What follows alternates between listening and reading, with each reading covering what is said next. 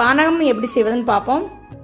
1 cup திருவி எடுத்த வெல்லம், 1 கப் தண்ணி மிக்ஸ் பண்ணிவிட்டு ஃபில்டர் பண்ணிடலாம். ஃபில்டர் பண்ணதுக்கப்புறம் சுக்கு பவுடர், லெமன் ஜூஸ், ஏலக்காய் தூள், ஒரு சின்ன பீஸ் பச்சை கற்பூரம் பொடிச்சு மிக்ஸ் பண்ணி எடுத்தோம்னா பானகம் சூப்பராக ரெடி ஆயிடுச்சு. இந்த பானகம் இன்னைக்கு சமயபுரம் அம்மாவுக்கு 5வது வாரம் பூச்செறிதல் விழா. அம்மனுக்கு இது நெய்வேத்தியமாக கொடுப்பாங்க. அது மட்டும் இல்லாமல் இன்னைக்கு ராம நவமியும் கூட, ராமருக்கு இது நெய்வேத்தியமாக வைப்பாங்க. பங்குனி உத்திரம் வருது.